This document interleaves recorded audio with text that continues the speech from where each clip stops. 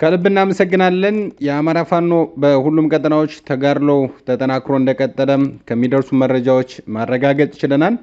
በዛሬው ዕለትም ዘመቻ አንድነት 29ኛ ቀኑን ይዞ ግለቱን ጠብቆ ተጠናክሮ እየቀጠለ እንደሆነ ለማወቅ ችለናል። የአማራ ፋኖ አንድነት በጎንደር የህዝብ ግንኙነት መምሪያ ኃላፊ ፋኖ ዮሐንስ ንጉሱ፣ የአማራ ፋኖ በጎጃም የህዝብ ግንኙነት መምሪያ ኃላፊ ፋኖ ማርሸት ፀሐዩ፣ አማራ ፋኖ በወሎ ቤት አማራ የህዝብ ግንኙነት መምሪያ ኃላፊ ፋኖ አበፈንታው ከኛ ጋር ቆይታ ስለምታደርጉ ከልብ እናመሰግናለን። ከሚዲያዎች በኩል እንግዲህ ኢትዮ 251 ሚዲያ፣ ግሎባል ፋኖ ሚዲያ፣ አሻራ ሚዲያ፣ ኤቢሲ ቴሌቪዥን፣ ሮሃ ሚዲያ እና ብላክ ላዮን ሚዲያ አብረናችሁ ቆይታ እናደርጋለን። በቆይታችን በርከት ያሉ መረጃዎችን የተጋራን ቆይታ እንደምናደርግ ተስፋ አደርጋለሁ። ቀዳሚ የማደርገው የአማራ ፋኖ አንድነት በጎንደር የህዝብ ግንኙነት መምሪያ ኃላፊ ፋኖ ዮሐንስ ንጉሱ፣ በቀጠናችሁ ዘመቻ አንድነት 29ኛ ቀን ምን ይመስላል? የአደረጃጀት ስራዎች ካሉ ተጋድሎች ካሉ መረጃዎች እንቀበል። በዘመቻ አንድነት ዛሬ 29ኛ ቀኑን ባስቆጠረው ዘመቻ አንድነት የጎንደር ግንባር የሚከተሉት ሁነቶች ተመዝግበዋል ማለት ነው። በጎንደር ከተማ ምስራቃዊ አቅጣጫ ውግሎ፣ ዛባና አምቦበር በተባሉ 3 የተለያዩ አካባቢዎች አነስተኛ ሰዓት የወሰደ አውደ ውጊያ ተደርጎ ጠላት ሙትና ቁስለኛ ሆኖ ተመልሷል ወደ መጣበት አቅጣጫ። ከጎንደር ከተማ 10 ኪሎ ሜትር እና 8 ኪሎ ሜትር 9 ኪሎ ሜትር ርቀት ያላቸው ቦታዎች ናቸው። እነዚህ ቦታዎች የተደረገው ውጊያ የመራው ደግሞ የጎንደር በጋሻው ክፍለ ጦር፣ ጎንደር ብርጌድ እና ፋሲል ብርጌድ ኃይሎች ናቸው ማለት ነው። በሌላ በኩል በጠገዴ ወረዳ ማለትም በማዕከላዊ ጎንደር ዞን በጠገዴ ወረዳ ንዑስ ወረዳ የሆነችውን ሰጋሉ ከተማን የአማራ ፋኖ በጎንደር የጎቤ ክፍለ ጦር ዋግሽም ብርጌድ ዛሬ ሚያዝያ 08 2017 ዓ.ም ረፋድ አካባቢ ከተማዋን መቆጣጠር ችሏል ማለት ነው። ይህ የሰጋሉ መያዝ የጠገዴ ወረዳንና የሶሮቃን እንደዚሁም የሳንጃ ታች አርማጮ ወረዳዎችን የሚቆርጥ መስመር ነው እና ይሄ ጥቁር አስፋልት ላይ ያለ ከተማ መያዙ እጅግ ወታደራዊና ኢኮኖሚያዊ ጥቅምታ ያለው እንደመሆኑ ቁልፍ ቦታ በመሆኑ የሰጋሉ በእጃችን ሊገባ ችሏል። በዛሬ ተጠቃሽ ድሎች አንዱ። በሌላ በኩል በተመሳሳይ በማዕከላዊ የጎንደር ቀጠና ዞዛምባ ንጉሱ ክፍለ ጦር ከብናት ቋሊሳ መግቢያ ድርቋዜ ገብርኤል በተባለ ቦታ በደፈጣ ጠላት ላይ አደጋ ማድረስ ችሏል። የወራሪው አብይ አህመድ ኃይል ላይ አደጋ በማድረስ 65 ጠላት የተደመሰሰ ሲሆን እንዲሁም ከ42 በላይ ቁስለኛን የሆነበትና ጥቅም ውጭ የሆነበት አውደ ውጊያ ድል ተመዝግቧል። የዞዛምባ ንጉሱ ክፍለ ጦር ከብናት ቋሊሳ መስመር ላይ በደፈጣ በተደጋጋሚ ጠላትን አደጋ በማድረስ ጠላትን በመመተን በመደምሰስ ይታወቃል። በሌላ በኩል ሚሳው ካሳ ኮር በሚንቀሳቀስበት ወይም ሁለተኛ ኮር በሚንቀሳቀስበት የኛ ኮር ማለት ነው የምዕራብ ቀጠና የጎንደር ምዕራባዊ ቀጠና ሚሳው ካሳ ኮር የቋራው ሚርላ ክፍለ ጦር እና አድዋ ክፍለ ጦር እንዲሁም ቴዎድሮስ ክፍለ ጦር አንዳንድ ሻለቃ በማዋጣት በሙር ከተማ መሽጎ የነበረውን ጠላት መደምሰስ የቻሉበት አውደ ውጊያ ተደርጓል። ከመደምሰስ የተረፈው ወደ ገለጎ በተባለ ከተማ ሸሽቷል ማለት ነው። ከዛ በፊት ግን ከ15 በላይ ተማርኳል። እንደዚሁም የአካባቢ አደራጅቷቸው የነበሩ በነሱ አጠራር ሚሊሻ፣ ሰላም አስከባሪ የሚሏቸውም እንደዚሁ በብዛት የተደመሰሱበት አውደ ውጊያ ተከውኗል። ቁጥሩ ያልታወቀም በዚህ ግንባር ላይ ጉዳት ደርሶበታል ማለት ነው ለጊዜው። ሌላው ሚያዝያ 06 2017 ዓ.ም በኔትወርክ ችግር ሪፖርቱ ተጠናክሮ ደርሶን ወደ ሚዲያ ላድረስ ነው መረጃ ነበር። ወደ ውጊያ ድል መረጃ ይህ ሳይዘገብ የቆየ መተማ ወረዳ ሽመለ ጋራ መይሳው ካሳ ኮር ያደረገው አውደ ውጊያ ነው። ከመተማ ከተማ ከዋናው የዞን ከተማ መተማ ከተማ በቅርብ ርቀት 35 ኪሎ ሜትር ርቀት ላይ የምትገኘው ሽመለ ጋራ ከተማ ላይ የመይሳው ካሳ ሁለተኛ ኮር አጣና ዋሴ ክፍለ ጦር አንድ ሻለቃ በምሽት ሰርጎ በመግባት ጥቃት በማድረስ ሰብአዊና ቁሳዊ ኪሳራ ማድረስ የተቻለበት አውደ ውጊያ ቀደም ብሎ ውጊያው ተደርጎ ሆኖም ግን ሳይዘገብ የቀረ ነው እና በዚህ አውደ ውጊያ ወገን ያደረሰው ጉዳት እንደተጠበቀ ሆኖ ጠላት በምሽቱ እርስ በርሱ የተመታታበት ሁኔታ ተፈጠረበት ሁኔታ አለ። ከዚህ ጋር ተያይዞ ሌሎች አደረጃጀት ስራዎችን እየከወንን ነው። በነገውና ወይም ደግሞ ከሚቀጥለው ቀናት የዘመቻ አንድነት መረጃዎች ጋር ይዘን የምንቀርባቸው የአደረጃጀት ስራዎች ደግሞ እየከወን እንገኛለን። አመሰግናለሁ ሙሌ። ከልብ አመሰግናለሁ። የአማራ ፋኖ አንድነት በጎንደር የህዝብ ግንኙነት መምሪያ ኃላፊ ፋኖ ዮሐንስ ንጉሱ፣ ቀጥታም አልፈው ወደ አማራ ፋኖ በጎጃም የህዝብ ግንኙነት መምሪያ ኃላፊ ፋኖ ማርሸት ፀሐዩ ነው። 29ኛ ቀን የጎጃም ግንባር ተጋድሎና እንቅስቃሴዎች ምን ይመስላሉ? አመሰግናለሁ ሙሉጌታ። ዘመቻ አንድነት 29ኛ ቀን በአማራ ፋኖ በጎጃም እንደዚሁ በዛሬም በደማቅ ተጋድሎ ቀጥሎ ውሏል። በሶስት አውደ ግንባሮች አውደ ውጊያ ተደርጎ ጠላትን ማሽመድመር ተችሏል። ሙትና ቁስለኛ ማድረግ ተችሏል። የመጀመሪያው አውደ ውጊያ በ9ኛ ሳሙኤል አወቀ ክፍለ ጦር አረንዛው ጎንቻ ብርጌድ ጠላት ተቆጣጥሮት የነበረውን ባርጃኖ የተባለ ቦታ በሌሊት በከበባ ማጥቃት ለማድረግ ብርጌዱ አስቦ በተንቀሳቀሰበት ሰዓት ቀድሞ መረጃ የደረሰው የጠላት ኃይል በፍርሃት ሲሸሽ በቆረጣ መንገድ ላይ በተደረገ አውደ ውጊያ በርካታ የጠላት ኃይል ሙትና ቁስለኛ ማድረግ ተችሏል። አረንዛው ጎንቻ ብርጌድ በቅርቡ ተደራጅቶ እንደ አዲስ ሪፎርም ሰርቶ ትናንትም እንደተናገርኩት በጥልቅ ታድሶ ወደፊት ከመጣ በኋላ የመጀመሪያው ድል ሆኖ ተመዝግቧል። በአካባቢ የሚንቀሳቀሰውን 71ኛ ክፍለ ጦር የተሰኘውን የጠላት ኃይል እንደዚሁ በአጭር ሰዓት ባደረገው የቆረጣ ማጥቃት አንደኛ ይዞት የነበረውን ቦታ በማስለቀቅ ሁለተኛ መንገዱን በማስተጓጎል ከባድ ማጥቃት አድርጎ ድል ተጎናይቷል። ሁለተኛው አዲስ አለማየሁ 7ኛ ክፍለ ጦር የቦቅላ አባይ ብርጌድ እና ደጃዝማች ተድላጓሉ ብርጌድ አዋበል መብረቁ ብርጌድ በመሆን በጋራ በሰሩት ኦፕሬሽን 8 የሚደርስ ሁነኛ የሚባል የስርዓቱ አንጋች የሆኑና ተጽዕኖ ፈጣሪ የሚባሉ 8 የሚኒሻ አባላት እነዚህ ኃይሎች ተማርከው ከከተማ ወጥተው ወደ 7ኛ ክፍለ ጦር ቤዝ ተወስደው ምርመራ እየተደረገባቸው ነው የሚገኘው። በዚህ ምክንያትም ቀንደኛ የስርዓቱ አገልጋዮች፣ ተላላኪዎችና ቦታ መሪዎች፣ መንገድ መሪዎች በመሆናቸው የስርዓቱ የሚገዛ አካባቢ የሚገኝ የስርዓቱ ወታደር ከፍተኛ መደናገጥ ውስጥ የገባበት ሁኔታ ነው ያለው። ይህ ለወገን ኃይል እጅግ የልዩ ኦፕሬሽን ዘመቻው እጅግ ጠንክሮ እንደመቀጠል እንዳለበት የታመነበትና ከፍተኛ የስነ ልቦና ጉልበት የፈጠረበት ሁኔታ ነው የተከሰተው በወጀል ከተማ። ሶስተኛው በአማራ ፋኖ በጎጃም 1ኛ ክፍለ ጦር የአንሙት ያዛቸው ብርጌድ እና የባህር ዳር ብርጌድ በሚንቀሳቀሱበት ከባህር ዳር በቅርብ ርቀት ከአዴትና ባህር ዳር በቅርብ ርቀት የሚገኝ አካባቢ ላይ ከደቡብ ጎንደር ከባህር ዳርና ከአዴት ከ3 አቅጣጫ ከፍተኛ ቁጥር ያለው እግረኛ ኃይል በርከት ያለ የቡድን መሳሪያ በመያዝ ለአፈናና ለከበባ ጥረት አድርጎ ነበረ በትናንትናው ዕለት። ይሄ በትናንትና በተደረገ የመልሶ ማጥቃት ግማሹ ኃይል መመለሱን ያው ትናንትናም ተናግረን ነበረ። በዛሬው ዕለትም ከሌሊት 6 ሰዓት ጀምሮ በመልሶ ማጥቃት አካባቢው ላይ ያለውን የፋኖ ኃይል ለማፈን ጥረት ቢያደርግም በጀግኖቹ የባህር ዳር ብርጌድ እና የአንሙት ያዛቸው ብርጌድ አባላት ሻለቆች አማካኝነት አፍሮ እንዲመለስና ወደ መጣበት አካባቢ ምንም ሳይዝ ምንም ሳያገኝ ቁስለኛ ብቻ ይዞ እንዲመለስ አድርገናል።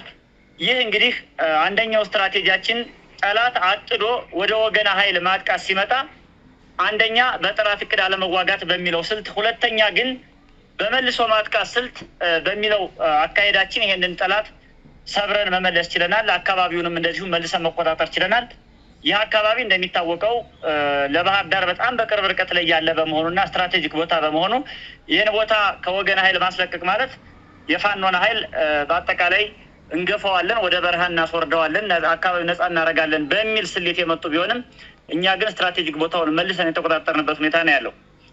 ሌላው ጉዳይ በአማራ ፋኖ በጎጃም በሚያስተዳድረው ቀጠና ውስጥ ከፍተኛ ቁጥር ያለው የአብይ አህመድ ወራሪ ኃይል ከነሙሉ ትጥቁ የማስከዳቱ ስራ ተጠናክሮ ቀጥሏል። በአንድ ሳምንት ብቻ በአጠቃላይ በአማራ ፋኖ በጎጃም ቀጠና ውስጥ ከ69 በላይ የሚሆን የተቆጠረ የጠላት ኃይል ወደ ወገን ተቀላቅሏል። ስቦ ማስከዳት ይቀጥላል። ሪፎርም ጥልቅ ታድሶ ህዝብ ማወያየትና በጠላት ላይ መብረቃዊ ጥቃት መፈጸም ይቀጥላል። በአጠቃላይ በዘመቻ አንድነት 29ኛ ቀን የአማራ ፋኖ በጎጃም ያከናወነው ተግባር ይህን ይመስላል። አመሰግናለሁ። ከልብ እናመሰግናለን። ፋኖ ማርሸት ፀሐዩ የአማራ ፋኖ በጎጃም የህዝብ ግንኙነት መምሪያ ኃላፊ፣ የአማራ ፋኖ በወሎ ቤት አማራ የህዝብ ግንኙነት መምሪያ ኃላፊ ፋኖ አበበ ፈንታው በወሎ ቤት አማራ ግንባር 29ኛ ቀን የያዘው የዘመቻ አንድነት እንቅስቃሴ ተጋድሎ ምን ይመስላል? አመሰግናለሁ ሙሉጌታ። እንግዲህ 29ኛ ቀኑን የያዘው የዘመቻ አንድነት አሁንም በአማራ ፋኖ በወሎ ቤት አማራ በቤት አማራ ቀጠና ተጠናክሮ ቀጥሏል። ያው በአምስቱ ኮሮች የተጠናከረ ሁለንተናዊ ተጋድሎ እየተደረገ ነው የሚገኘው። በአውደ ውጊያ፣ በህዝብ አደረጃጀት፣ የህዝብ ግንዛቤ ፈጠራ፣ አጠቃላይ ንዑስ ወረዳዎችን የማቋቋም በንዑስ ወረዳ ስር ቀበሌዎችንም ጭምር የማቋቋም አስተዳደር የመዘርጋት ስራዎች ከአውደ ውጊያው ጎን ለጎን ተጠናክሮ ቀጥሏል። ህዝባችንን ደግሞ ከመነሻ እስከ መድረሻው አጠቃላይ ከጥንት እስካሁን ድረስ ያለውን ህዝባችን ላይ እየተፈጠረ ያለውን አጠቃላይ ማህበረሰቡ እያየው የመጣ ስለሆነ የማስታወስና የሆነ ጊዜ የሆነ ነገር የተፈጠረው ከዚህ አንጻር ነው የሚለውን ከህዝባችን ጋር እየተወያየን አጠቃላይ የፖለቲካ ማህበረሰብ የመፍጠሩን ሂደትም አጠናክረንበት ቀጥለናል። ከአውደ ውጊያ ጋር በተያያዘ የአማራ ፋኖ በወሎ ቤት አማራ ምስራቅ አማራ ኮር 1 ባለሽርጡ ክፍለ ጦር በአርበኛ እንድሪስ ጉድል የሚመራው ማለት ነው ተቆጣጥሮ እያስተዳደረ በሚገኘው ቀጠና ማጥቃት የሄደና ቀጠናውን ለማስለቀቅ የሄደን ጥላት ወደ መጣበት የመለሱበትና ቀጠናቸውን አስጠብቀው አሁንም የቀጠሉበት ሁኔታ አለ። እዚህ ጋር ተያይዞ ቀጠናቸውን ከማስጠበቅ በዘለለም ጥልቅ የሆነ የህዝብ አደረጃጀትና ውይይት አጠናክረው የቀጠሉበት ሁኔታ አለ።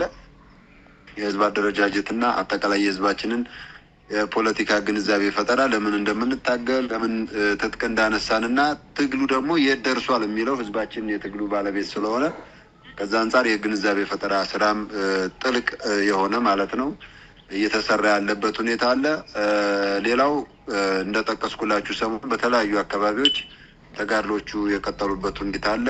በምዕራብ ወሎ፣ ደቡብ ወሎ፣ ሰሜን ወሎ በሁሉም አካባቢዎች የተጠናከረ ተጋድሎ ነው ያለው። አጠቃላይ የጠላት እቅድ ከሚያዝያ 1 ጀምሮ የማጥቃት እቅድ ነበረ በሁሉም የወሎ ቤት አማራ ቀጠናዎች ሙሉ ለሙሉ እቅዱን ያከሸፍንበትና በራሳችን እቅድ ልንዋጋ የምንችልበትና ጠላትን ደግሞ በእኛ የዘመቻ እቅድ የእኛ የዘመቻ ስምሪት ውስጥ ልናስገባ የምንችልበትን ሂደት ሙሉ ለሙሉ አጠናቀን ጨርሰናል። እቅዱን አበላሽተንበታል ማለት ይቻላል። እቅዱ እንዴት ይበላሻል? ከአሁን በፊት ተነጋግረናል። ማጥቃት ባሰበባቸው አካባቢዎች ቀድመን ከተማዎች ላይ ሰርጎ በመግባት እንመታዋለን። ይህንንም በወርጌሳ፣ በውጫሌ፣ በወልዲያ፣ በላሊበላ እንዲሁም በቆቦ ከተማና ሌሎች የምዕራብ ደግሞ በመካነ ሰላም፣ በወግዲ፣ በአማራ ሳይንት፣ በመቅደላ፣ ዴንሳና የተለያዩ አካባቢዎች በተለይ ደግሞ በዚህ በኩታበር አካባቢም ጭምር በብዙ ቀጠናዎች ቀድሞ ጠላትን እቅዱን ለማፍረስ በመምታትና ሰራዊቱ የተሰላቸ ስለሆነ እንዲበተን በማድረግ በጣም የተሳካ የሚባል የአማራ ፋኖ በወሎ ቤት አማራ ጠላት ያቀደውን የማጥቃት እቅድ በማክሸፍ አሁንም ሊያቅድ ይችላል። ከሚያዝያ 1 ጀምሮ ግን እቅድ የነበረውን ለአንድ ሳምንት ያክል ያስተጓጉልንበት ሁኔታ አለ። አንዳንድ ቀጠናዎች ላይ የጀትና የድሮን ቅኝቶች አሉ። ያ ቦምብ የታጠቁ ማለት ነው። ካገኙ ስብስብም ይሁን ማጥቃት የሚፈልጉት ነገር ካለ ቦምብ ጣይ ማለት ነው። በከፍተኛ ሁኔታ የጀትና የድሮን እንቅስቃሴዎች ያሉበት ሁኔታ አለ። ያው ሰራዊታችንም ህዝባችንም ጥንቃቄ እንዲያደርግ መልእክትም እያስተላለፍን ያለንበት ሁኔታ ነው ያለው። ሚዲያ አካላቶችም ይህንን መልእክት ማስተላለፍ በተለይ ከበዓሉ ጋር ተያይዞ ትልቅ ትኩረት እንድትሰጡት እንላለን። እኛም ሰራዊታችንን እያሳወቅን ነው። ከሰራዊቱ በተጨማሪ ህዝብም በሚሰበሰብባቸው አካባቢዎች ከፋኖ ለመነጠልና ፋኖን ያስመታችሁ ለማለት ንጹሃኖችን በክርስትና ሳይቀር የመታበት ሁኔታ ስላለና እሱን ስለምናስታውስ የዛሬ ስለሆነ ስለማንረሳው ከዚህ አንጻርም ህዝባችን እያነቃን ያለንበት ሁኔታ አለ። አንድ ለጊዜው ቦታውን መጥቀስ የማልፈልገው ቦታ የወሎ ቤት አማራ ቀጠና ላይ አንድ ክፍለ ጦር 10 የራሱን መከላከያ እያለ የሚጠራው የአብይ አህመድ ስልጣን አስጠባቂ ወይም ዙፋን ጠባቂ ሰራዊት አባላት አማራ ፋኖ በወሎ ቤት አማራ የሆነ ክፍለ ጦርን ተቀላቅለዋል። ወደ 10 ነው በቁጥር ለማስለቀቅና መከላከያዎቹን ለማስመለስ ጥረት አድርጎም ያልተሳካ እንደሆነ በተጋድሎ ያዝነበት ሁኔታ አለ። በሌሎች ቀጠናዎችም ይሄ የማስኮብለል ስራው ተጠናክሮ ቀጥሏል። አጠቃላይ እንግዲህ እንደምታውቁት በደፈጣ በተገኘው በሽምቅ ውጊያ በማስኮብለል ሰራዊቱ እንዲሰለች በማድረግ ምርር እንዲለው በማድረግ ዱን ካገኘውና ከቀናው ኮብልሎ ወደ ፋኖ መግባት ኦሮሞ ነው፣ ደቡብ ነው፣ ሶማሌ ነው፣ አፋር ነው የሚባል ነገር የለም። አጠቃላይ የዙፋን ጠባቂ ሰራዊቱ አባላት በሙሉ ባገኙት አጋጣሚ በጣም እንደ ጎልደን አማራጭ የሚያዩት ኮብልሎ ወደ ፋኖ መግባት ነው። ፋኖ መታገል የሚፈልገውን ያታግላል፣ መታገል ያልፈለገውን ደግሞ ወደ ቤተሰቡ እየሸኘ ያለበት ሁኔታ አለ። ከዚህ ጋር ተያይዞ በማስኮብለል በጣም የተጠናከረ ነገር ነው ያለው። በደፈጣም በሽምቅ ውጊያም እየተመታ ነው። አመች ሆኖ ሲገኝ ደግሞ በመደበኛ ውጊያ ሙሉ ለሙሉ የመደምሰስ የመማረክም ስራ ሙትና ቁስለኛ የማድረግ ስርዓቱን በወታደራዊ አቅሙ የማዳከም ስራ በጣም እየተሰራ ነው። በፖለቲካም አቅም እንደዚሁ የህዝብ አስተዳደር እስከ መዘርጋት የደረስንበትና ህዝብ እያስተዳደርን ያለንበት ሁኔታ አለ። አጠቃላይ በአውደ ውጊያ ግን በሁሉም ቀጠናዎች በጣም የተሳካ የሚባል የጠላትን እቅድ የማክሸፍ ይሄ ሲባል ግን የሚያዘናጋ አይደለም። እቅዶችን ሁሌ የሚኖሩታል። እንደምታውቁት ከሚያዝያ 1 ጀምሮ የነበረውን ግን ለአንድ ሳምንት ያክል ያራዘምንበትና በራሳችን ፍላጎት እንዲሄድ ያደረግንበትን ስራ ሰርተናል። አጠቃላይ የአውደ ውጊያና የአደረጃጀት መሰል መረጃዎች በወሎ ቤት አማራ ቀጠና ያለው ይህንን ይመስላል። አመሰግናለሁ። እሺ፣ ከልብ እናመሰግናለን። እንግዲህ በሁሉም ቀጠና በሚባል ደረጃ ከፍተኛ ተጋድሎ እየተደረገ በርካታ ድሎች እንደተመዘገቡ ሰምተናል። ሌላኛው ዛሬ ተጨማሪ ጥያቄ ለእናንተ የምናቀርበው እንደ ሚዲያ በተለይ በሁሉም ቀጠና በሚባል ደረጃ የአማራ ፋኖ በተለይም የአማራ ፋኖ አንድነት በጎንደር፣ የአማራ ፋኖ በወሎ ቤት አማራ፣ የአማራ ፋኖ በጎጃም እና የአማራ ፋኖ በሸዋ በተለይ ምክክር ኮሚሽን በተመለከተ ከዚህ በፊት በተደጋጋሚ ማህበረሰብን የማዘናጋት እንዲሁም ደግሞ በተለይ አብይ አህመድን የመጠቀሚያ ካርድ እንደሆነ ስትገልጹ ቆይታችኋልና ነገር ግን ይህ በእንዲህ እንዳለ በዛሬው ዕለት የምክክር ኮሚሽኑ ዋና ፕሬዝዳንት የሆነው መስፍን አርአያ ከአማራ ክልል ከታጣቂዎች ቡድን ተደራዳሪ ወይም ደግሞ አጀንዳዎችን ያስገባ ኃይል አግኝተናል የሚል ሀሳብ ሰጥቷልና በዚህ ጉዳይ ላይ ሀሳብና አስተያየታችሁን ለመስጠት ነው። ከእናንተ ካራታችሁ አለ ወይ? የመጀመሪያው ጥያቄ ነው። እዚህ በፊት በተደጋጋሚ መግለጻችሁ ይታወቃል። ነገር ግን ለማህበረሰቡ እንደዚህ አይነት መረጃዎች በተለይ ለማዘናጋት፣ ለማወሳሰብ እንዲሁም ደግሞ ይሄን ከፍተኛ ተጋድሎ እያደረገ ያለውን ኃይል ለመበተንም ጭምር ስለሆነ እንደዚህ አይነት አጀንዳዎች የሚለቀቁት ግልጽነት ያለው ምላሽ እንድትሰጡና ነው። የአማራ ፋኖ አንድነት በጎንደር የህዝብ ግንኙነት መምሪያ ኃላፊ ፋኖ ዮሐንስ ንጉሱ ተከታዩ ምላሽ እንቀበል። አመሰግናለሁ ሙልጌታ። ራሱን የምክክር ኮሚሽን ብሎ የሚጠራው አካል ምንም አይነት ምቹ ሁኔታ በሌለበት ለምክክር በማያበቃ ሁኔታ ውስጥ ወይም ደግሞ ቀደም ብለን እንደገለጽ ነው ለምክክር ከማይመች ቡድን ጋር ወንጀለኛ ዓለም አቀፍ ወንጀለኛ ቡድን ጋር ተመካከሩ ብሎ የስርዓቱን እድሜ ህጋዊ አድርጎ ለማራዘም የታለመ ሴራና ሽፋን መሆኑ የአደባባይ ሀቅ ነው። ይህ ኃይል የተቋቋመበት ይህ ቡድን የተቋቋመበት ዓላማ ስለሆነም ቀደም ሲል በአማራ ፋኖ አንድነት በጎንደር በኩል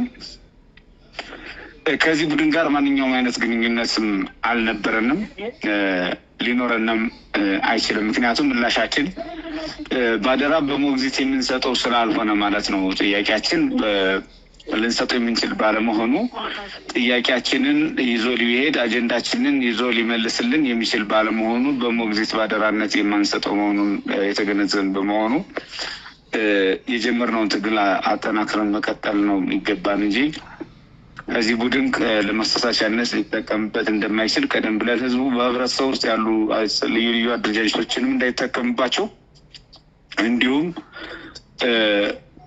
ራሱን የሚያደርገውን እንቅስቃሴ ህጋዊ አለመሆኑንና ታሪካዊ ሸፍጥ መሆኑን አስረድተን አጋልጠናል። ከዚህ በፊት አሁንም ከዚህ አካል ጋር ያልተገናኘን መሆኑን የአማራ ፋኖ አንድነት በጎንደር ያሳውቃል።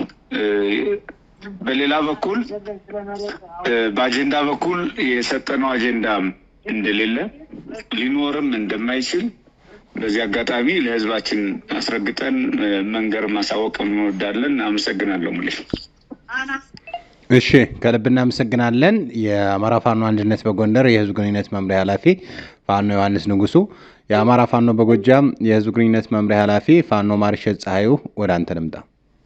አመሰግናለሁ በድጋሚ ሙሉ ጌታ።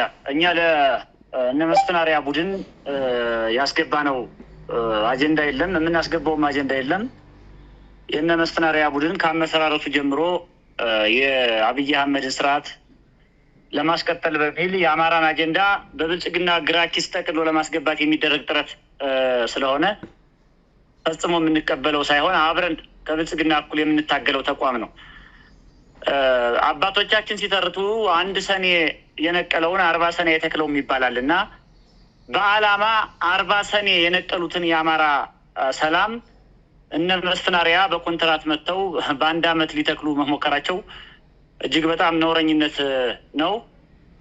ዞሮ ዞሮ የብልጽግና ስርዓትና አብዮታዊ ዴሞክራሲ የወለደው ጸረ አማራ አስተሳሰብ፣ ጸረ አማራ ድርጅት ከኢትዮጵያ ምድር ተነቅሎ ሊወድቅ የመጨረሻ ጫፍ ላይ የደረሰበት ዘመን መሆኑን የተረዱ ኃይሎች የአማራ ብሔርተኝነት በጠመንጃና በአዎንታዊ የፖለቲካ እይታ ታጅቦ በኢትዮጵያ ሰማይ ስር ሌሎች ኢትዮጵያን አስተባብሮ ለኢትዮጵያ የሚመጥን ስርዓተ መንግስት እንደሚገነባ ሲገባቸው ከባህር ዳር እንዳይነቀልባቸው ያደረጉትን ጥረት አልሳካ ብሏቸው አፈግፍገው አዲስ አበባ ሲቀመጡ ከአዲስ አበባ ላለመነቀል የሚያደርጉት የሳቦታጅ መንገድ እንደበዛ ከዚህ በፊት ገልጸናል።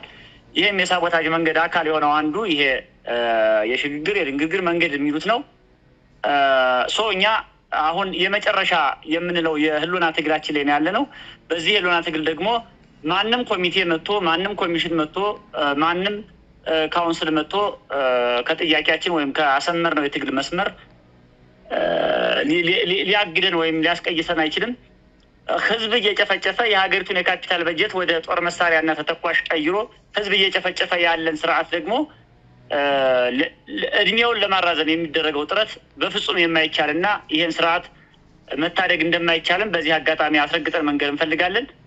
የመጨረሻው የሀገሪቱ ዕጣ ፈንታ ምንድን ነው ካልከኝ እንደምታውቀው ከእኛ ዲሽቃና ብሬን ተሸክመን ህዝባችንን ሞቢላይዝ አድርገን እየተዋጋን ካለ ነው ከፋኖች ውጪ አዲስ አበባ የምትገኝ ደሃ እናት እንኳን በኑሮ ውድነት ምክንያት ከስርዓቱ ጋር ፊት ለፊት ገጥማን ያለችው ይህን ስርዓት እኛ ብቻ ሳንሆን ሁሉም ኢትዮጵያዊ አምርሮ የጠለውና እየታገለው ያለ ስርዓት በመሆኑ እኛ ወደ 4 ኪሎ የምናደርገው እንቅስቃሴ አጠናክረን ለኢትዮጵያውያን የሚመጥን ስርዓተ መንግስት እናቆማለን።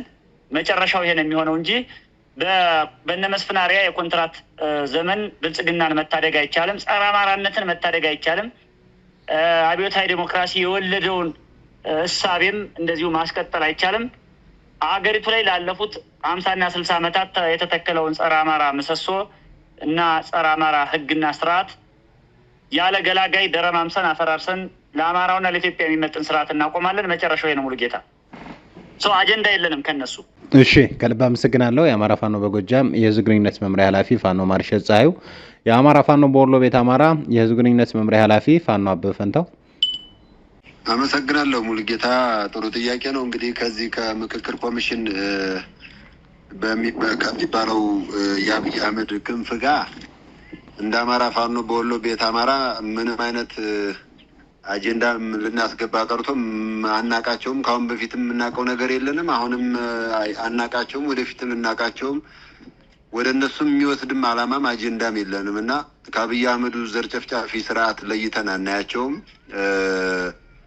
ባጭሩ ይሄ ነው። አጠቃላይ ግን ህዝብን መዋሸት ማወናበድ ነው የያዙትኝ። በዓለም አቀፍ ደረጃ የመዋሸትና አጠቃላይ እኛ ይህንን እያልን ነው፣ ታጣቂው ኃይል ግን እንዲህ እያለ ነው የሚል የማወናበድ ስራ እየሰሩ ነው። ግን አጠቃላይ እንደ ትግል አማራው ይህንን የተሻገረ አላማ ይዞ ነው የተነሳው። በዚህ ምንም ወደኋላ አንልም። አጠቃላይ እግር በእግር ግን ህዝብ የሚዋሹትና የሚያወናበዱትን ዓለም አቀፉ ማህበረሰብ ጭምር ማለት ነው እያጋለጥን እንሄዳለን።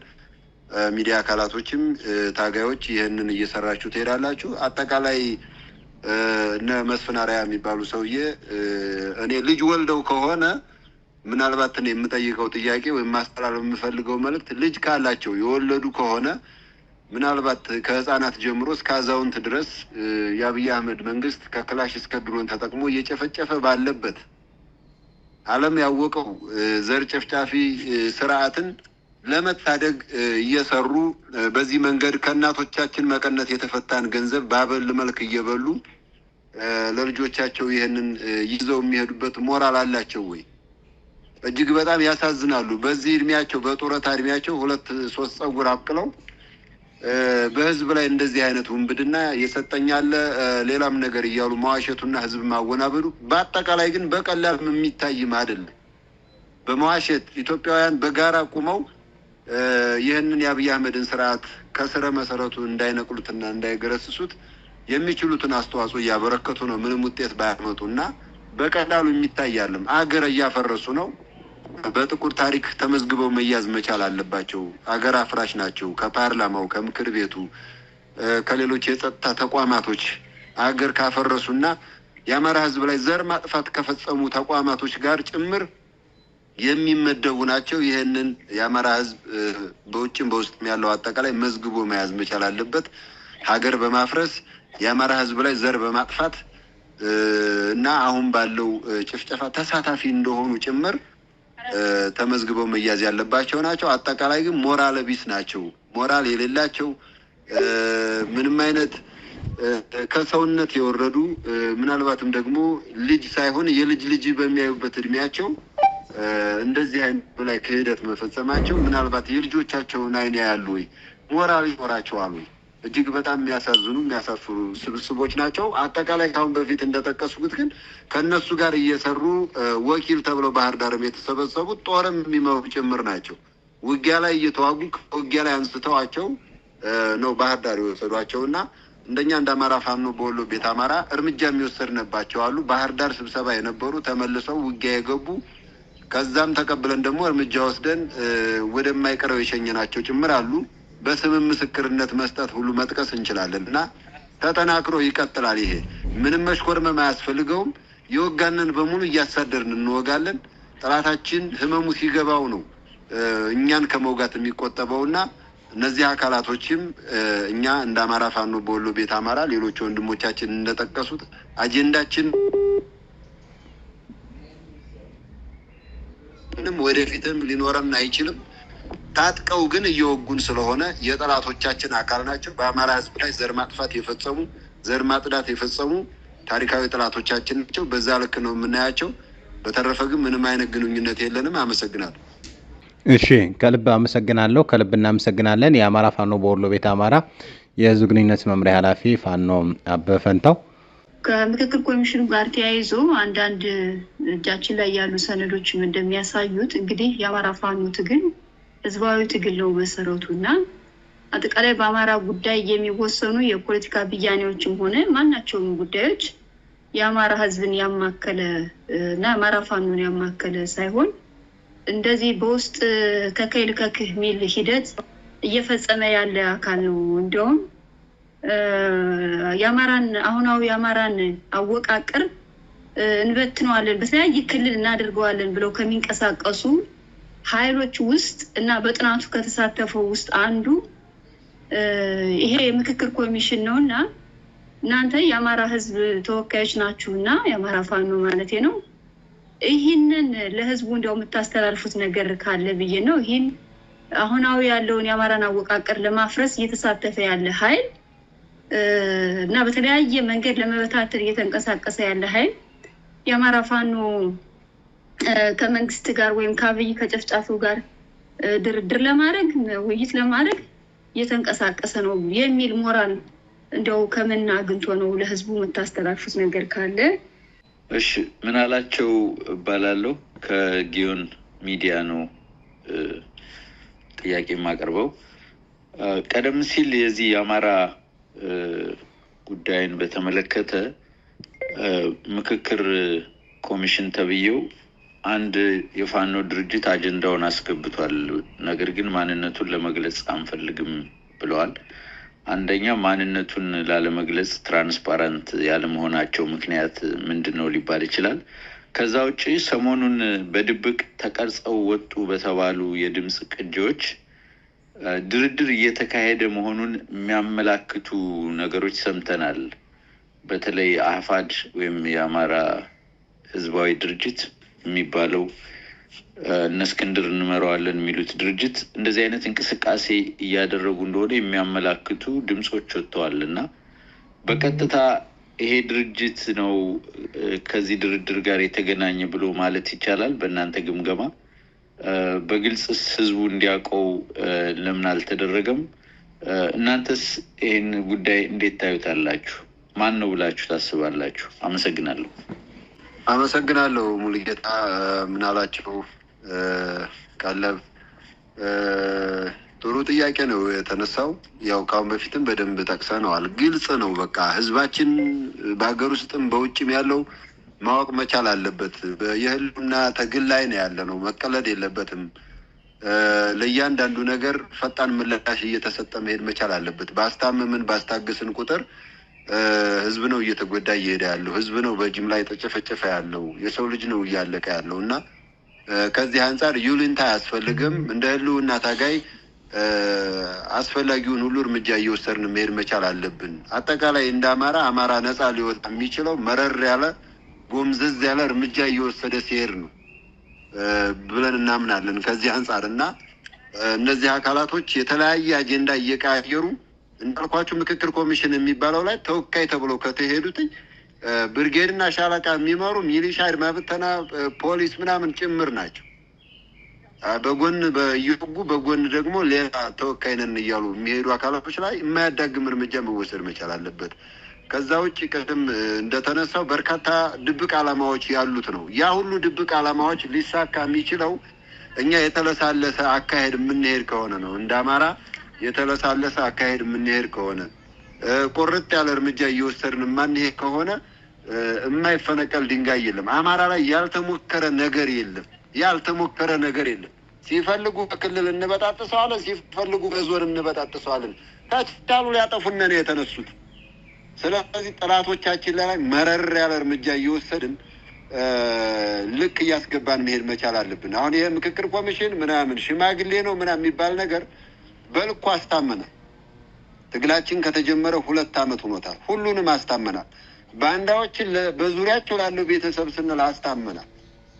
ስለዚህ ይሄ ማስታመም ሂዶ ከህዝባችን ከተራዘመ ጦርነት ጋር ተያይዞ ትግላችንን ሊቀለብስ የሚችልበት እድል ሁሉ ስላለ ከዛ አንጻር ታስቦ ጥንቃቄ የተሞላበት አካሄድ መረር ያለ ጎምዘዝ ያለ እርምጃ እየተወሰደ መኬድ መቻል አለበትኝ እና ከዛ አንጻር ብዙ ፍላጎቶች እንዳሏቸው ይታወቃሉ። በእኛ ትግላችንን በጅምላ በድሮን ህዝባችንን እንዳልተመታ እየተደረገ ሰላም እንደሆነ እየተደረገ በጎን ምክክር ኮሚሽን እያለ በጎን ጀትና ድሮን እኮ እየዞረ ነው።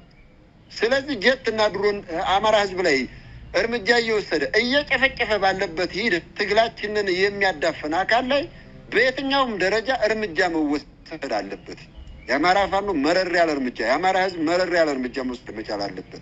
ከተሞች ላይ ያለ በህቡ የሚንቀሳቀስ ወጣት ህዝቡ፣ ገበሬው፣ ነጋዴው ሁሉ እርምጃ በመውሰድ እነዚህን በህዝባችን ላይ ቁማር እየቆመሩ ያሉ ዘር ማጥፋት በሚፈጸምበት ህዝባችን ላይ እየቀለዱ ያሉ አካላት ላይ እርምጃ በመውሰድ ማስቆም ይቻላል። ይሄ መፍትሄው ነው። ከዛ ውጭ ግን ጥያቄው ላይ እንደተነሳው እህታችን ቀለብ ያነሳሽው ጥያቄ ይሞክራሉ። በክልል ሳይሆን ከቻሉ በወረዳም በጣጥሰው ሊያጠፉን ይፈልጋሉ። ስለዚህ ይህንን ሁሉ ሳናውቀው ቀርተናልም። ነፍጥ ስናነሳ በርካታዎቹ ልክ አስገብተናቸዋል። ወሎ ላይ በርካታ እንቅስቃሴ ነው የነበረው። ልክ አስገብተነዋል። መሄድ ባለብን ልክ መሄድ ስላለብን እንደ አማራም በዛ ደረጃ በመሄድ ልክ ማስገባት አለብን። ስለዚህ ከዛ አንጻር መነጋገር መቻል አለብን። ከዛ በዘለለ ወንድሜ ምናላቸው ካነሳው ጥያቄ አንጻር ይታወቃል። የሚደራደሩትም ከምክክር ኮሚሽን ጋር የሚገናኙትም እነ እስክንድር ነጋ ናቸው። ምንም ማሽፈርሞን መደባበቅ አያስፈልገውም። ጌታ አስራደ ናቸው። እነ ኮሎኔል ፈንታው ሙሀባው ናቸው። ከምክክር ኮሚሽኑም ጋር ከድርድርም ጋር የሚገናኙት ይሄ ቅጂ አይደለ ምን አይደለ በተግባር ያደረጉትን እኮ ነው የወጣባቸው። ስለዚህ ከክልሉ መንግስት ጋር እየተነጋገሩ ነው። ድርድር የአማራን ህዝብ ሽንፈት አይደለም ከሽንፈት በታች መቀመቅ ውስጥ ባርነትም ደግሞ እድለኛ ከሆነ ከባርነት በታች ውስጥ የሚያስገባ ነው ድርድር። በምክንያት ነው ድርድርን እውነተኛ ሰላም የሚያመጣ መነጋገርን ጠርተናል። ከአማራ በላይ ስለ ሰላም ከአማራ በላይ ስለ ድርድር ጥቅም ምናምን የሚያውቅ የለም። ግን ደግሞ የአማራን ህዝብ ትግል ጫፍ የደረሰውን አብይ አህመድ ተተኳሹን ሲጨርስ ረብጣ ቢሊዮን ዶላሮችን ፕሮጀክቶችን አጥፎ ድሮን ገዝቶ ህዝባችንን ከጨፈጨፈ በኋላ እና ሲያልቅበት ድርድር ብሎ በሰላም ኮሚሽን በምናምን ሊመጣ አይችልም። ያ በአርበኛ ዘመነ ካሴ የሚመራው የአማራ ፋኖ በጎጃም በአርበኛ ኢንጂነር ደሳለኝ ሲያስብ ሸዋ የሚመራው የአማራ ፋኖ በሸዋ፣ በዋርካው ምሬ ወዳጁ የሚመራው የአማራ ፋኖ በወሎ ቤት አማራ፣ በአርበኛ ሀብቴ ወልዴ የሚመራው የአማራ ፋኖ አንድነት በጎንደር ይህንን ሊያደርጉት አይችሉም። በእንደዚህ አይነት ቦታም አይገኙም። የአማራን ህዝብ በማሸነፍና በማሸነፍ ለመጨረሻ ነፃነቱና ድሉ ለማጎናጸፍ እያታገሉን ያሉ መሪዎቻችን ናቸው። እነዚህ ድርጅቶች ቢዛሙን ጨምሮ ከዚህ ከምክክር ኮሚሽን ከድርድር ከምናምን የሚባል ጋራ ንክኪ የለንም 100%። ስለዚህ አብይ አህመድ የሚወስነው እጣ ፈንታ፣ አብይ አህመድ የሚወስነው ሰላም፣ አብይ አህመድ የሚወስነው ነፃነት የለንም። የአማራን ህዝብ ነፃነት፣ የአማራን ህዝብ ህልውና የሚያረጋግጡት የጠቀስናቸውና ሌሎች ጀግና መሪዎቻችን ይሄ ትውልድ ነውና ከድርድርም ጋር ከምንም ጋር ምንም ህዝባችን ድንግጥ እንዳይል ከምክክር ኮሚሽን ከምናምን የሚባለው በማስረጃው ሚዲያ ላይ እየወጣላቸው ነውና እነማን እንደሆኑ ይታወቃል። ስለዚህ ከዚህ አንጻር ህዝባችን ይህንን ሊያምንና ሊረዳ ሊገነዘብ ይገባል። ከሞኝ ደጃፍ ሞፈር ይቆረጣል። ጨዋታው አልቋል። በአማራ ህዝብ ሁለንተናዊ መስዋዕትነት ስልጣን መያዝም የትኛውም ደረጃ ላይ መድረስም አቁሟል፣ አክትሟል። ይሄ ትውልድ አስቁሞታል። እነዛ አካላቶች ናቸው ዛሬ በምክክር ኮሚሽን በድርድር ስልጣን መያዝ እንደማይቻል ይሄ ትውልድ የነቃ ትውልድ እንደሆነ ግራ ቀኙን ያየ በርካታ የነበሩ ችግሮችን በሙሉ ተሸክሞ ያንን ሁሉ እድፍ እያጠበ እያጸዳ በድል ጎዳና እየተራመደ ያለ ትውልድ እንደሆነ ይታወቃል። ከአሁን በፊት እንደተጠቀሰው በእኛ ትውልድ የብአዴን ነባር ባንዳዎች ከሌላ ብሔር መጥተው በአማራ ስም ተደራጅተው አማራን ሲያስገድሉ ሲያሳጭዱት በጅምላ ሲያስጨፈጭፉበት የነበረው ሂደት በሙሉ አቁሟል፣ አልቋል። ስለዚህ ከዚህ አንጻር የነቃ ትውልድ ነው ይሄ ትውልድ። ጠላቶቻችንን ግን በማሽከፍከፍ በመለማመን በማሽበልበል ከዛሬ ነገ ይሻላል በማለት ይይዘናቸዋል። ከዚህ በኋላ ግን እርምጃ መወሰድ መቻል አለበት። እንደነ መስፍን አይነቱ ምናልባት የፖለቲካ ትክክለኝነት ያን የሳተ ስሜታዊነት ያለበት ነው ተብሎ ሊሆን ይችላል። ስሜታዊ ሳይሆን እርግጠኛውን የመናገር የምችለው እንደነዚህ አይነት ሁለት ፀጉር አብቅለው በህዝብ ላይ እየቀለዱ ያሉ ልጅ ሳይሆን የልጅ ልጅ በሚያዩበት እድሜያቸው አገር እያፈረሱ ያሉ ወራዳዎች ግንባራችን ሲባሉ ሊያርፉ የሚችሉት የአማራ ህዝብ ይህን መንገድ መጠቀም መቻል አለበት። እስከ መቼ ጠላቶቻችን ይቀልዱብናል? ስለዚህ ግንባሩን እያጸዳን መሄድ መቻል አለብን። ጠላታችን የሚፈራን ያኔ ነው። ጠላቶቻችን ጠላትነት ብቻ ሳይሆን ወዳጅነት የሚፈጥሩት መረር ያለ እርምጃ እየወሰን ስንሄድ ነው እና በየጊዜው አጀንዳ በተፈጠረ ቁጥር አጀንዳውን እየተሸከምን የአጀንዳው ተሸካሚና አራጋቢ መሆን መቻል የለብንም። እርምጃ መወሰድ መቻል አለበት። በጎን ጦር እየመሩ በጎን ምክክር ኮሚሽን የሚሉትን እንደ አማራ ፋኖ በወሎ ቤት አማራ እርምጃ ወስደናል። በቀጣይ ይቀጥላል። ይህ መንገድ ነው አማራን ነጻ የሚያወጣው። ስሜታዊ ሁኛ አይደለም፣ አስቤበት ነው የምናገረው። ከዛ በዘለለ ምክክር ኮሚሽንም ድርድርም የሚባለው ነገር እርግጠኛ ሆኖ መናገር ይቻላል። በማስረጃም አደባባይ እየተሰጠ ሀቅ ስለሆነ እስክንድር ነጋ የሚባል ሰውዬ በአማራ ህዝብ ሁለንተናዊ ችግር ላይ እየቀለደ ያለ ለስልጣን እየታገለ ያለ ፈንታው ማህቤ የሚባል እድሜ ልኩን የማይማር እነ ጌታ አስራደ የሚባሉ ለስልጣን የሚታገሉ የአማራን ህዝብ መከራ ወደ ጎን የጣሉ እነዚህ አካላቶች ናቸው። ከዛ ውጭ እኛ ከዚህ ነገር ጋር ንክኪ የለንም። ይህንን ህዝባችን እንዲያውቀው እንፈልጋለን። መረር ብለን እየተናገርን እያለ ነው 2 ዓመት ተሸክመ ነው ስለመጣን ነው። ከዚህ በኋላ በዚህ መንገድ የሚቀጥልበት ሁኔታ የለም። ህዝባችን እውነቱን ይወቀው፣ ይረዳን፣ ይገንዘብ፣ ከጎናችን ይሰለፍ። ሁሉን ነገር አሸንፈን ህዝባችንን ለድልና ለነጻነት እናበቀዋለን፣ ህልውናውን እናረጋግጠዋለን የሚል ሀሳብ ነው ያለኝ። አመሰግናለሁ። እሺ፣ ከልብ እናመሰግናለን። ፋኖ ማርሸት ጻዩ። አመሰግናለሁ ሙሉ ጌታ። አብዛኛውን ነገር ጓዴ አርበኛ አበበ ፈንታው ገልጾታል። ብዙ ባልጨምር ደስተኛ ነኝ። ነገር ግን ባለፉት ዘመናት በተለይ አማራ የፖለቲካ አስኳል ስለሌለው አማራ ተናቦና ተደራጅቶ የመታገያ መንገዱን መርጦ የመረረና እውነተኛ መስዋዕትነት የሚያስከፍል የለውጥ መንገድን እየተከተለ ባለመሆኑ ባለፉት ዘመናት ከአማራ ደጅ ሞፈር ሲቆርጡ ኖረዋል። ዛሬም ይሄ የ83ቱን ሽግግር የምናስታውሰው ነው። ዛሬም መልሰው ይህንን አብዮት እንደ ኢህአፓና እንደ ሌሎች የዚያ ትውልድ እንቅስቃሴ በትነው በሴራ የሚፈልጉትን የፖለቲካ አስኳል ኢትዮጵያ ውስጥ ለመፍጠርና ጸረ አማራነታቸውን በድጋሜ ለማስቀጠል ነው ጥረት እያደረጉ ያሉት። ይሄንን እኛ አርበኛ አበበ ፈንታው እንዳለው አምረን የምንታገለውና የምንፋለመው የምናጠፋው ጭምር መሆን እንዳለበት ህዝባችን ሊገነዘብ ይገባዋል። እናጠፋዋለን፣ ከነሳቤው ከነተሸካሚው እናጠፋዋለን። ይሄን ሳቤና ይሄን ፕሮጀክት በአጠቃላይ እነ እስክንድር ነጋ ወደ አማራ ትግል እንዴት መጡ የሚለውን ጉዳይ በግልጽ በዶክመንት ከነ ማስረጃው በቅርቡ ይፋ እናደርጋለን ለህዝባችን። መሬት ላይም ባለው ነባራዊ ሁኔታ ከህዝባችን የህልውና ትግል የሚበልጥብን ስለሌለ አሸናፊ ሆኖ አማራ በኢትዮጵያ ፖለቲካ ሰማይ ስር እውነተኛ የፖለቲካ ውክልና እንዲኖረው ከነ ርስቱ ከነ ክብሩ እንደ ሀገር አማራው እንዲቀጥል ምንም አይነት መስዋዕትነት ለመክፈል ዝግጁ እስከሆን ድረስ አርበኛ አበበ እንዳለው በድጋሜ ስሜታዊ ሆነን አይደለም። ባለፉት 2 ዓመታት በርካታ የማይታለፍ የእሳት ቀለበት አልፈናል። በእሳት መሀል በረመጥ መሀል ተረማምደናል። ትዕግስታችን ተሟጦ አልቋል። አሁን ግን የፈለጉትን ያክል መንገድ ሊጓዙ ይችላሉ። እኛ መሬት ላይ ተግባራዊ እንቅስቃሴያችን እንቀጥላለን። የአማራን ትግል ግን ይህን እንቅስቃሴ ግን አይደለም በሳቦታጅና በተራ በእነዚህ በመሀይሞች መጥለፍና ወደ ራሳቸው ጓዳ ማስገባት ይቅርና የፈለጋቸውን ዓለም ያፈራቸውን የቴክኖሎጂ መሳሪያ አመተው እንኳን ያልቻሉት በመሆኑ ወደፊትም እና አብይ አህመድ ባላቸው አቅም ምንም ማድረግ ቢችሉ እንደማያሸንፉንና እኛ በቅርቡ እንደምንገረሳቸው ግን ለህዝባችን ቃል ጭምር መግባት እንፈልጋለን። ስለዚህ እኛ ከማንም አጀንዳ የለንም። አጀንዳችን አንድና አንድ ድርጅት ፈጥረን እያተረማመስን 4 ኪሎ መግባት ለኢትዮጵያ የሚመጥን ስርዓተ መንግስት ማቆም ነው። ህዝባችን እፎይ ይላል፣ ነፃ ይወጣል። ይሄ ነው። ከልብ እናመሰግናለን ፋኖ ማርሸት። እሺ ከልብ እናመሰግናለን። የአማራ ፋኖ አንድነት በጎንደር የህዝብ ግንኙነት መምሪያ ኃላፊ ፋኖ ዮሐንስ ንጉሱ፣ የአማራ ፋኖ በጎጃም የህዝብ ግንኙነት መምሪያ ኃላፊ ፋኖ ማርሸት ፀሐዩ፣ የአማራ ፋኖ በወሎ ቤት አማራ የህዝብ ግንኙነት መምሪያ ኃላፊ ፋኖ አበበ ፈንታው ከልብ እናመሰግናለን። በዛሬው ዕለት አዲስ ሚዲያ ተቀላቅሎናል። 29ኛ ቀን የዘመቻ አንድነት ላይ ጊዮን ሬዲዮ ተቀላቅሎናል። ስለነበረን ቆይታ ስላደረጋችሁት ማብራሪያና መግለጫ ከልብ እናመሰግናለን። አክባሪ ይስጥልን።